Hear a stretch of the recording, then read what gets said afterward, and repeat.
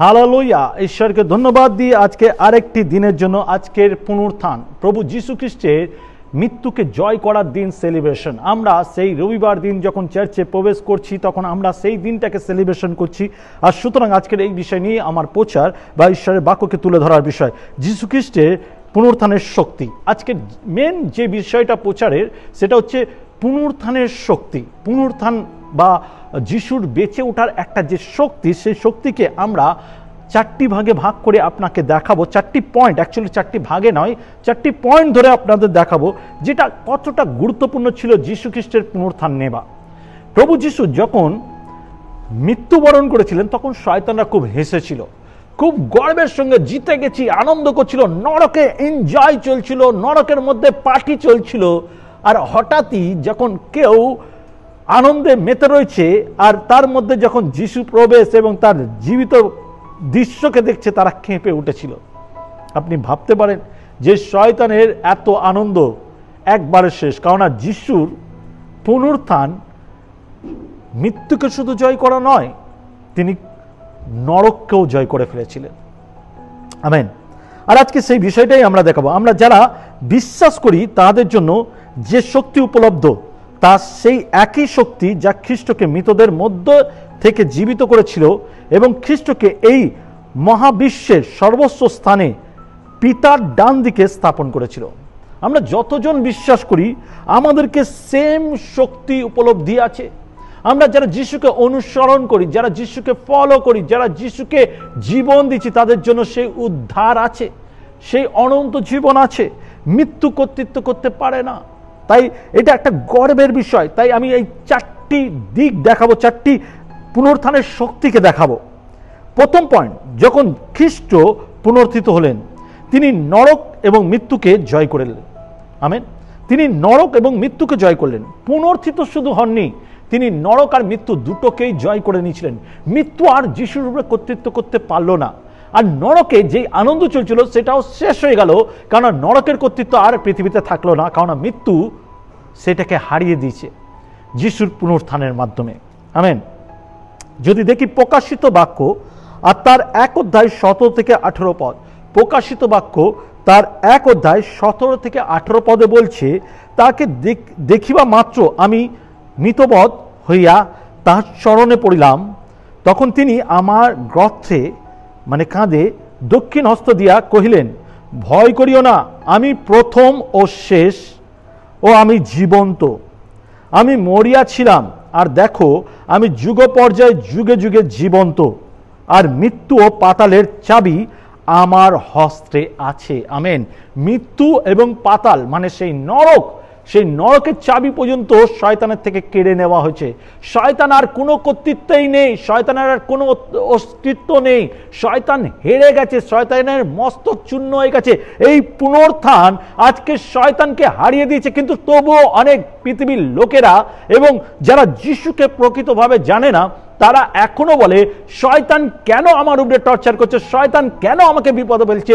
আসলে শয়তান আপনাকে বিপদে ফেলতে পারে না, শয়তান আপনার উপরে কর্তৃত্ব করতে পারে না। শয়তান শুধু আপনাকে মিথ্যে ভয় দেখায়, মিথ্যে ছবি দেখায়, এবং শয়তান যখন আপনি ঘুরে দাঁড়ান বিশ্বাসের মাধ্যমে, শয়তান কিন্তু ভয়ে পালায়। আমেন। আপনি জানেন না পাওয়ার আপনার, আমি বহুবার এটা প্রচার করেছি, শয়তান কিভাবে আপনার জীবনে কর্তৃত্ব করে তার একটা উদাহরণ এইটা। শয়তান আপনার মুখকে ইউজ করে, আপনার ওয়ার্ডকে ইউজ করে। আপনি যা কিছু মুখে স্বীকার করেন সেটাকে ধরে শয়তান আপনার জীবনে কর্তৃত্ব করে, কারণ আলাদা করে তার কোনো পাওয়ার নেই। যিশুর পুনরুত্থান সেই পাওয়ার কেড়ে নিয়েছে।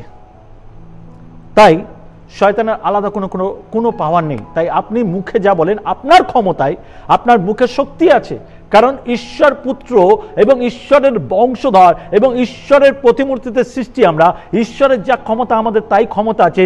ঈশ্বর সারা জগৎ সৃষ্টি করেছিল মুখে বলে, তার ওয়ার্ড দ্বারা সমস্ত জগতের সৃষ্টি হয়েছিল। ঠিক সেইভাবে আমরা যখন কোনো কথা বলি আমাদের ওয়ার্ডে পাওয়ার থাকে, আর সেই পাওয়ার কিন্তু আমাদের জীবনে কর্তৃত্ব করে। তাই আমরা যা কিছু আমাদের জীবনে ঘোষণা করি আমাদের মুখ দ্বারা, তা কিন্তু আমাদের জীবনে স্থাপিত হয়। আমার মনে আছে একটা ঘটনা, একটা সায়েন্টিস্ট, সে একজন মৃত্যুদণ্ড পাওয়া আসামির উপরে একটা এক্সপেরিমেন্ট করেছিল।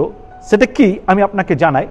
একজন মৃত্যুদণ্ডপ্রাপ্ত আসামিকে তাকে এইটা মাইন্ডে ঢুকিয়ে দেওয়া হয়েছিল যে তোমাকে কোনোভাবে ফাঁসিতে মৃত্যুদণ্ড দেওয়া হবে না, বা তোমাকে কোনোভাবে অন্য কোনো ভাবে তোমাকে মৃত্যুদণ্ড দেওয়া হবে না। তোমার মৃত্যুদণ্ড হবে তোমাকে চোখ বেঁধে তোমার পায়ে সাপের কামড়, বিষাক্ত সাপের কামড় দিয়ে তোমাকে মৃত্যুদণ্ড দেওয়া হবে। তাই তাকে বারবার মাইন্ড করে তার মাথায় ঢুকিয়ে দেওয়া হয়েছে যে তাকে সাপে কামড়াবে এবং বিষ দ্বারা তার মৃত্যু হবে, এবং তাকে রিপিট করানো হয়েছে যে আপনাকে কি দ্বারা মৃত্যু দেওয়া হবে, না সাপে কামড়িয়ে আমার শরীরে বিষ প্রবেশ করানো হবে, তারপরে আমি মরব। এইভাবে সে অনেকবার রিপিট করেছিল, এবং তারপর তার চোখ বেঁধে দেওয়া হয় এবং মেয়েদের মাথার যে ক্লিপ, দুমুখ ক্লিপ, যেটা শুয়ের মতন হয় অনেকটা, সেই দুমুখ ক্লিপ তার পায়ে গেঁথে দেওয়া হয়। গেঁথে দেওয়ার কিছুক্ষণের মধ্যে তার মুখ থেকে গ্যাঁজা বেরিয়ে সে মারা যায়, এবং পরবর্তীকালে তার যখন পোস্টমর্টম হয় জানতে পারা যায় তার শরীরে সাপের বিষ পাওয়া গেছে, কারণ তার মুখে পাওয়ার। ঠিক এক্স্যাক্টলি ভাবে আমাদের সত্যিকারে আমাদের জীবনে পাওয়ার। দেখবেন মানুষকে শয়তান উস্কায়, শয়তান বলাবার চেষ্টা করে যে আমি খুব ডিপ্রেশনে যাচ্ছি, আমার খুব সমস্যা যাচ্ছে, আমার খুব রোগ ব্যাধি, আমার হতাশা নিরাশা, আমার এই রোগ হয়েছে, আমার ওই রোগ হয়েছে, আমি হয়তো বাঁচবো না। এইগুলো শয়তান বলায় যাতে আপনার পাওয়ার আপনার উপরে ইউজ করে আপনাকে মৃত্যুর দিকে নিয়ে যেতে পারে। তার এক্সট্রা পাওয়ার নেই, এটা আপনাকে বুঝতে হবে। তার এক্সট্রা পাওয়ার নেই, কারণ সে হারা ব্যক্তি, সে হেরে গেছে, তার মস্তক চূর্ণ হয়েছে। যিশু পুনরুত্থানের মাধ্যমে তার সমস্ত নরকের পাওয়ার নষ্ট করে দিয়েছে। তার পুনরুত্থান শক্তি মৃত্যুকে জয় করেছে। দ্বিতীয় পয়েন্ট আমি যেটা দেখাতে চাই, যে তার পুনরুত্থান শক্তির মৃত্যুকে, তার পুনরুত্থানের শক্তি মৃত্যুকে জয় করেছে। তার পুনরুত্থান তার জীবিত হওয়ার একটা পাওয়ার, সেই পাওয়ার মৃত্যুকে জয় করে নিয়েছে। মৃত্যু তার উপরে কর্তৃত্ব করতে পারলো না, মৃত্যু তাকে ধরে রাখতে পারলো না। তার পুনরুত্থান সেই মৃত্যুকে হারিয়ে দিল। যদি দেখি রোমিও তার 8 অধ্যায় 11 পদ, রোমিও 8 অধ্যায় 11 পদ, আর যিনি মৃতগণের মধ্য হইতে যিশুকে উঠাইলেন তাহার আত্মা যদি তোমাদিগতে বাস করেন, তবে যিনি মৃতগণের মধ্য হইতে যীশু খ্রিস্টকে উঠাইলেন তিনি তোমাদের অন্তরে বাসকারী আপন আত্মা দ্বারা তোমাদের মৃতদেহকেও জীবিত করিবেন। আমেন। একই পাওয়ার খ্রিস্টের মাধ্যম দিয়ে আমাদের জীবনে এসছে, একই অথরিটি খ্রিস্টের মাধ্যম দিয়ে আমাদের জীবনে এসছে। আজ এত মিরাকেল চার্চে কেন, এত রোগ মুক্ত হচ্ছে মানুষ কেন, কেন মানুষ ডিপ্রেশন থেকে বেরিয়ে আসতে পারছে, নতুন রাস্তা দেখতে পাচ্ছে? এর রিজন হচ্ছে প্রভু যিশুর মৃত্যুকে জয় করা। তিনি আমাদেরকে সেই অথরিটি দিয়েছে, সেই পাওয়ার দিয়েছে তার রক্তের বলিদান এবং তার পুনরুত্থানের মাধ্যমে। আজকে আমরা সেটাকে রিয়েলাইজ করি না, বুঝি না বলে আজ অনেক লোক সেই ডিপ্রেশন এবং শয়তানের কবলকে জোর করে অ্যাকসেপ্ট করে রয়েছে, যার ক্ষমতা নেই, তার আন্ডারে নিজের জীবনযাপন করছে, কারণ সে জানে না খ্রিস্টের মাধ্যমে সে কি অধিকার পেয়েছে। আর সেই অথরিটিটাকে নিয়ে চলতে চায় না, সে নিজের জীবনটাকে শয়তানের হাতে সারেন্ডার করতে চায়, তাই তার জীবন সেরকম। কিন্তু যে কেউ শয়তানের কবল থেকে বেরিয়ে এসছে এবং যিশুকে গ্রহণ করেছে, সে অনন্ত জীবনের অধিকারী হয়েছে। আমেন। অনন্ত জীবনের অধিকারী হয়েছে। হালেলুয়া। আপনার জীবনে অনন্ত জীবন থাকা দরকার, কারণ যিশু আপনার জন্য মরেছে এবং পুনরুত্থিত আপনার জন্য হয়েছে। আমেন। 3 নম্বর পয়েন্ট, মৃতদের পুনরুত্থান। মৃতদের পুনরুত্থান ছিল না, যেটা প্রভু যিশুর মাধ্যমে আমরা পাই। আর সেই জন্য আজ বাইবেল এইভাবে বলে, যে কেউ আমাকে বিশ্বাস করে সে মরিলেও জীবিত থাকবে, কারণ মৃত্যু তার উপরে কর্তৃত্ব করতে পারে না। পুনরুত্থানের শক্তি তো এটাই। আজ আমরা ঈশ্বরের ধন্যবাদ করি, কারণ আমাদের জন্য স্বর্গে স্থান তৈরি করছে তিনি বলছে আমার জন্য যাওয়া ভালো, কারণ আমি তোমাদের জন্য গৃহ নির্মাণ করছি, আমি সেম ভাবে আসবো এবং তোমাদেরকে নিয়ে যাব।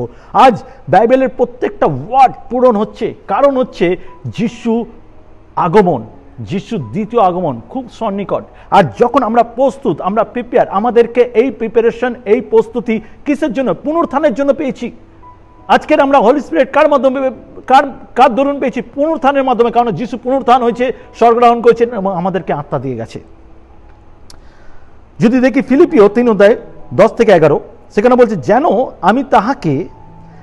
আমি তাহাকে তার পুনরুত্থানের পরাক্রম ও তার দুঃখ ভোগের সহভাগিতা জানিতে পারি, নিজেকে রিয়েলাইজ করা যে আমি তার ভাগী, এটা অ্যাকসেপ্ট করা। এই রূপে তার মৃত্যুর সমরূপ হই, কোনো মতে যদি মৃতগণের মধ্য হইতে পুনরুত্থানের ভাগী হইতে পারি। আমেন। এটা একসেপ্ট করা যে তার মৃত্যু এবং তার পুনরুত্থানের ভাগী আমিও, কারণ আমাকে সেই অধিকার দেওয়া হয়েছে, আমাকে সেই অথরিটি দেওয়া হয়েছে, আমি সেই অধিকার প্রাপ্ত।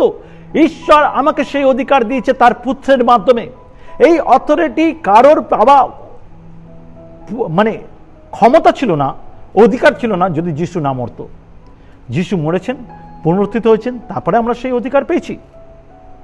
ওকে, যোহন 14:19 বলছে, যোহন 14:19 বলছে, আর অল্পকাল গেলে জগৎ আর আমাকে দেখিতে পাইবে না, কিন্তু তোমরা দেখিতে পাইবে, কারণ আমি জীবিত আছি, এই জন্য তোমরাও জীবিত থাকবে। আমেন।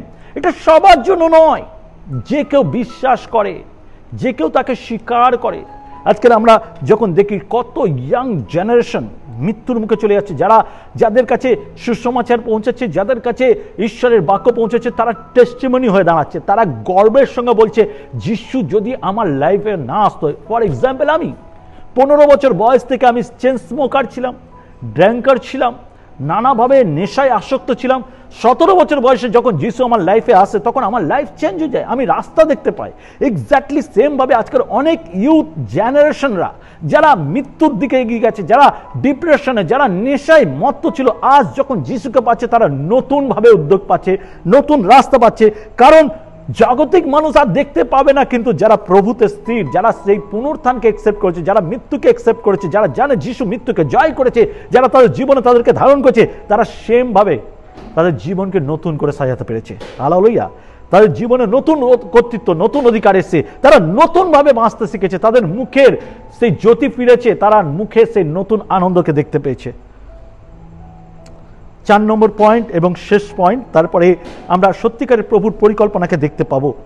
হালেলুয়া। যারা অ্যাকসেপ্ট করবে আজকের এই বাক্যকে, যারা এই বাক্যকে নিয়ে জীবনযাপন করবে, আজকে তার জীবনে পুনরুত্থান একটা নতুন পুনরুত্থান হয়ে দাঁড়াবে। আজ এতদিন অনেকে মনে করছে যে আমি বহুদিনের বিশ্বাসী, কিন্তু এই পুনরুত্থানকে সে কখনো রিয়েলাইজ করেনি, তার ক্ষমতা, তার শক্তিকে কখনো রিয়েলাইজ করেনি। আজ আপনার জীবনে প্রভু এই পুনরুত্থানকে আপনার জীবনে কতটা অধিকার, কতটা নতুনত্ব করতে পারে তা দেখাতে চাই। 4 নম্বর পয়েন্ট, তার পুনরুত্থানের শক্তি আজ আমাদের জন্য উপলব্ধ। মানে আজও আমাদের জন্য উপলব্ধ আছে।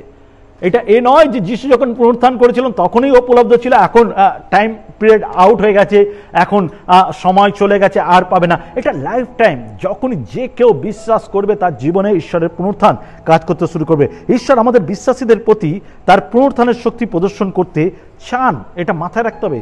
তার পুনরুত্থানের শক্তি প্রদর্শন করতে চান। তিনি চান যে আমরা যেন তাকে রিয়েলাইজ করি।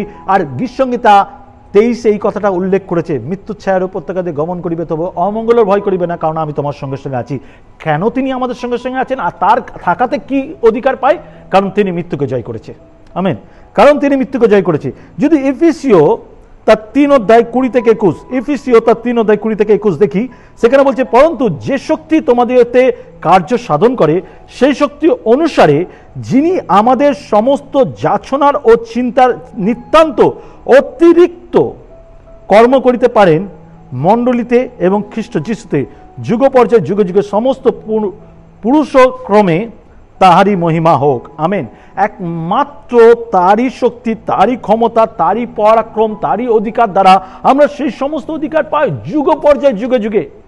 এটা একদিনের জন্য নয়, দুদিনের জন্য নয়, এটা লাইফ টাইমের জন্য আমাদের ধরে রাখার প্রয়োজন আছে। আমাদের জীবনে তার কর্তৃত্বটাকে ধরে রাখা খুব ইম্পর্টেন্ট। আজকে আমি আপনাকে শুধুমাত্র এটা রিয়েলাইজ করাতে চাই, এটা বোঝাতে চাই যে পুনরুত্থান আমাদের জন্য কতটা ইম্পর্টেন্ট। পুনরুত্থান, পৃথিবীতে অনেক লোক মরেছে, অনেক মহাপুরুষেরা মরেছে, অনেকে শেষ হয়েছে, কেউ কিন্তু পুনরুত্থান হয়নি। মৃত্যুকে জয় কেউ করেনি একমাত্র যিশু ছাড়া। কারণ সেই পুনরুত্থান সবকিছু বদলে দেয়। মৃত্যুকে হারিয়ে দেয়, শয়তানকে হারিয়ে দেয়, নরকের চাবি কেড়ে নেওয়া হয়। যে নরকে মানুষকে নিয়ে যাবার জন্য শয়তান উঠে পড়ে লেগেছিল, সেই নরকের চাবি যিশু কেড়ে নিয়েছে। আর তার কোনো কর্তৃত্ব নেই।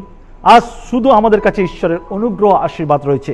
তাই আজ এই সারা প্রচারের আমি 3টি পয়েন্ট আপনাকে দেখাতে চাই, যেটা ভিত্তি রেখে আজকের আমার প্রচার, আজকের এই সুসমাচার প্রচারের যেটা মেন ভিত্তি, সেই 3টি পয়েন্ট আমি আপনাকে দেখাতে চাই। প্রথম পয়েন্ট, যেটা আমি আপনাদের কাছে তুলে ধরতে চেয়েছি। যিশু যখন পুনরুত্থান হলেন তখন শুধু মৃত্যুকে নয় কিন্তু নরককেও জয় করেছেন। আমেন। আমাদেরকে যে শয়তান নরকের ভয় দেখায় না, যে নরক আছে, আগুন আছে, মরবে, শেষ হয়ে যাবে, তুমি মরেই যাবে, আর তোমার কোনো উপায় নেই, কোনো রাস্তা নেই।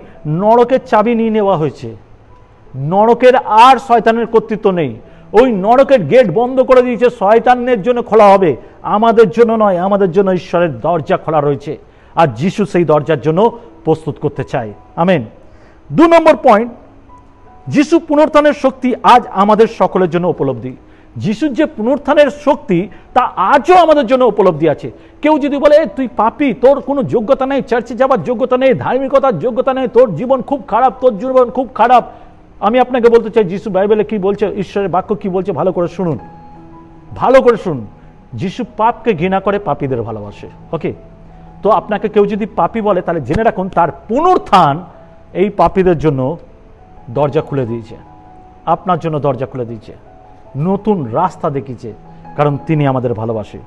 3 নম্বর পয়েন্ট, যিশুর পুনরুত্থানের শক্তি আমাদের নতুন করে বাঁচার আশা দেয়। এটা রিয়েলিটি। যিশুর পুনরুত্থানের শক্তি আমাদের নতুন বাঁচার আশা দেয়। আমি নিজের জীবনের আশা ছেড়ে দিয়েছিলাম, সুসাইড প্ল্যান করছিলাম, ভাবছিলাম আমাকে কেউ পছন্দ করে না, আমি নেশারি, আমি পাপী, আমাকে কেউ ভালোবাসে না, ঘৃণার চোখে দেখে। আমার বন্ধুর মায়েরা বলছিল এর সঙ্গে মিশবি না, খারাপ হয়ে যাবি।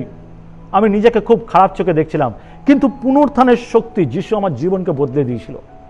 আজও সেই পুনরুত্থানের শক্তি আমার জীবনে কাজ করছে এবং অনন্তকাল সবার জীবনে কাজ করবে। যে কেউ বিশ্বাস করবে তার জীবনে ঈশ্বরের পরিকল্পনা রয়েছে। আমেন। তো আমি শুধু আপনাকে পুনরুত্থানের শক্তিকে দেখাতে চাইলাম, কারণ আপনার জন্য অনেক অথরিটি রয়েছে যা যিশু আপনাকে দিয়েছে।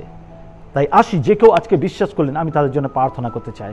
Amen, amen. আসি আমরা প্রার্থনা করি আপনাদের জন্য। পবিত্র পিতা, আজকে যতজন এই বাক্যকে শুনলো, যতজন এই বাক্যকে রিসিভ করলো, যতজন পুনরুত্থানের শক্তিকে দেখলো, যতজন তোমার মৃত্যুকে স্বীকার করে পুনরুত্থানকে স্বীকার করে, তাদের জীবনে তোমার হস্ত থেকে বিস্তার করো।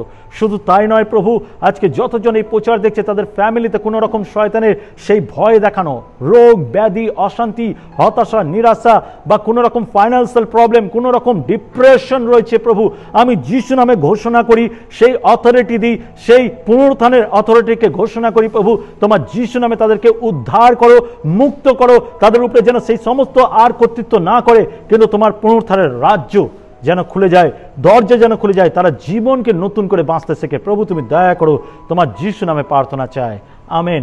সাথে আমি প্রত্যেককে রিকোয়েস্ট করতে চাই, আজকে যদি এই প্রচার ভালো লেগে থাকে অবশ্যই আপনি কমেন্ট করুন। কমেন্টটা খুব ইম্পর্টেন্ট। আপনি কমেন্ট করলে আমরা উৎসাহিত পাই। আপনাদের কমেন্টের মাধ্যমে আমরা বুঝতে পারি আপনারা কতটা ইম্পর্টেন্স দিয়ে শুনছেন। আমাদের যে পরিশ্রম, এই সুসমাচারের জন্য উদ্যোগ, তা আরও দ্বিগুণ হয়ে যায়। এবং সাথে অবশ্যই লাইক, শেয়ার এবং সাবস্ক্রাইব করবেন। শেয়ার করতে ভুলবেন না। আপনার বাইবেলের যিশু শেষ যে অধিকার এবং অথরিটি দিয়েছিল এবং যে আদেশ দিয়েছিল তার বিষয় হচ্ছে সমুদায় জগতে যাও আর সুসমাচার প্রচার করো। আপনি যদি না যেতে পারছেন, আপনি যদি কাজে কর্মে ব্যস্ত রয়েছেন, আপনার ফ্যামিলি নিয়ে ব্যস্ত রয়েছেন, কিন্তু আপনি বিশ্বাসী, আপনি প্রচার করতে চান, আপনি ঈশ্বরের কাজ করতে চান, তাহলে আমি আপনাকে উৎসাহিত করতে চাই, আপনি শেয়ার করুন। কারণ এই শেয়ারের মাধ্যমে আপনি সেম কাজ করছেন, সেমভাবে ঈশ্বরের গৌরবের কাজ করছেন, সুসমাচার প্রচারে হেল্প করছেন। তা আপনি শেয়ার করুন আপনার প্রিয়জন, আপনার আত্মীয় স্বজন এবং যতজনকে জানেন, এবং যাদের জানেন না তাদেরকেও শেয়ার করুন, যেন ঈশ্বরের বাক্য তাদের কাছে পৌঁছায়, এই পুনরুত্থানের শক্তিকে দেখতে পায়। আমেন। ভালো থাকবেন, সুস্থ থাকবেন এবং হ্যাপি ইস্টার। প্রভু অনেক আশীর্বাদ করুন।